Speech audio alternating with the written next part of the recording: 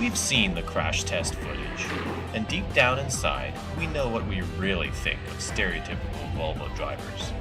But for those who are unfamiliar with the saucier side of the Swedish brand, might be surprised to find that Volvo has been elbows deep, sometimes actually quite successfully, in car racing.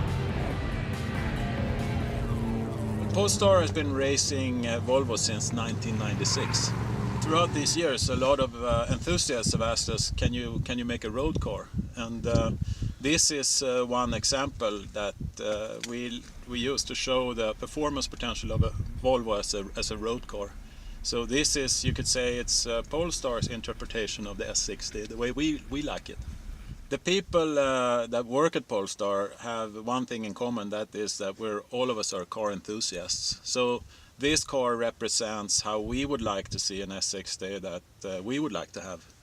It's a very close relationship, and we always work together with Volvo in everything we do. Yeah, we get a lot of inquiries from people that are interested in what we do, and we have said that we will build 6 of these cars to sell to various individuals, and we perhaps inspire Volvo to build cars more like this, because we would really like to be involved in something like that.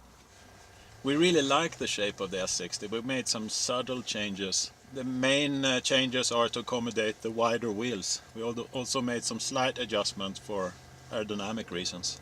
The front fenders of this car are made of carbon fiber, and the rear fenders are made of steel, as well as we also made some alterations to the rear door to accommodate those wider wheel wells. We've made changes to the engine. It has more power, of course. It's a manual transmission. We improved the braking performance. We use bigger wheels and tires to improve tractions and so on. And these things put together really enhances the dynamic qualities of this car. So when we built this car, we didn't go to any extreme length as far as saving weight, but we did have it on the top of our heads when we chose, for example, seats and so forth. For example, the seats are manual and not electric. A substantial weight saving was made going from an automatic transmission to a manual. We saved about 40 kilograms, which I believe is close to 100 pounds. The total weight saving is around 100 kilos or 220 pounds. We think this car, we didn't build it with the ambition of building a monster. We at least it was our ambition to make something that's drivable, livable, but still with a sporty edge to it. And that's what we tried to create. A Volvo S60 the way we would like it. We certainly wouldn't mind if Volvo would like to build something like this, and we'd be very happy to be involved in a project like this on a slightly larger scale. But it's really a decision that Volvo would have to make, of course. This mean little screamer is far from Polestar's first foray into over-the-top tuning.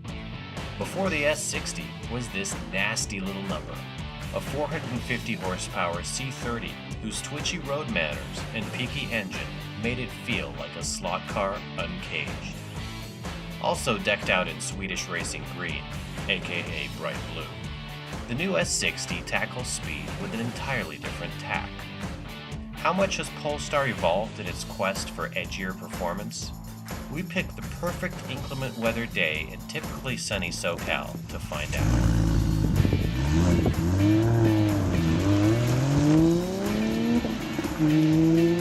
So we couldn't have ordered up more appropriate weather to test this Swedish car on American roads.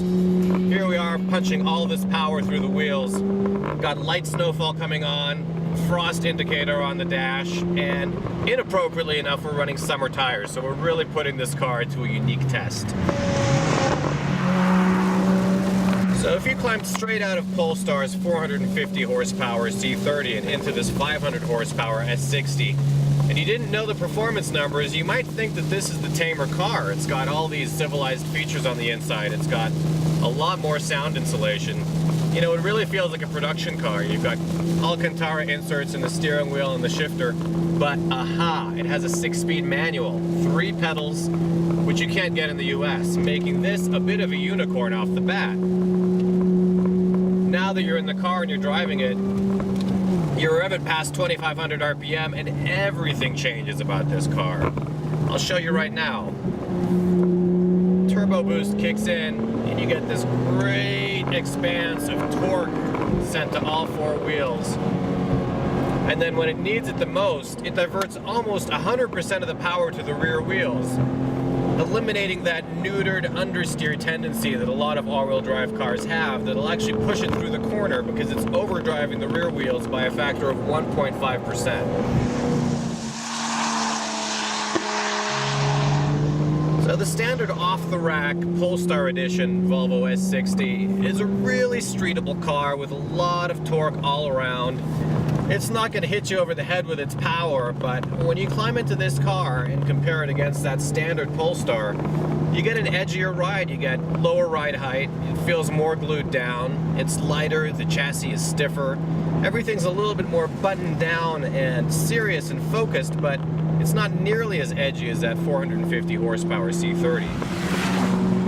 So this car is a one-off that Polestar has kind of built to show you exactly what they can do when they set their hearts and minds to it. And, you know, Andreas says that it's a car that if he and his team were designing a car, it's what they'd want it to be. One thing I love about this car is they incorporated a proximity sensor where you get this progression of lights that tell you how close you're getting to the car in front of you.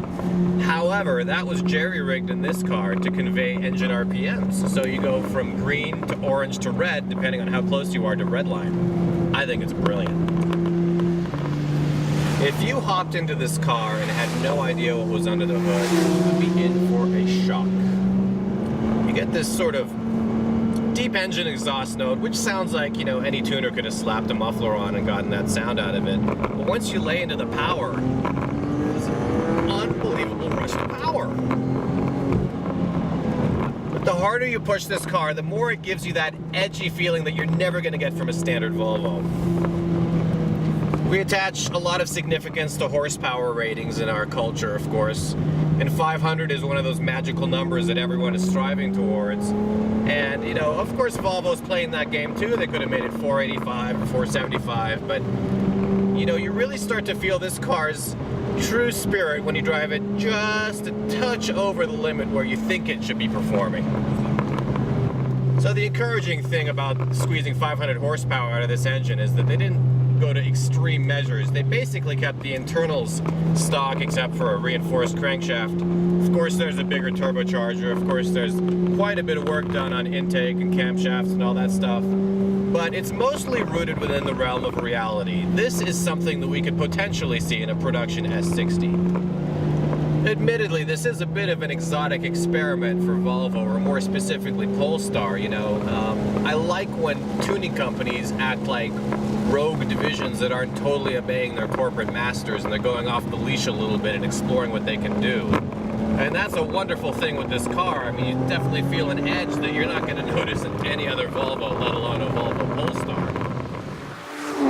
I don't know how soon we're actually going to see a 500 horsepower Volvo that you can buy right off the showroom floor. But for an exploration of what the brand can do and how far they can push performance with a manual gearbox, this to me is a step in the right direction. If there's a surprising postscript to this counterintuitive tale of conservative Swedes gone wild, it's that an unidentified buyer has plunked down $300,000 for one of these mutant spin-offs, and that Polestar plans on building 5 more of these bad boys, making this turbocharged monstrosity considerably less of an automotive unicorn than we initially thought. For Car and Driver, I'm Bassem Wassef. Thanks for watching.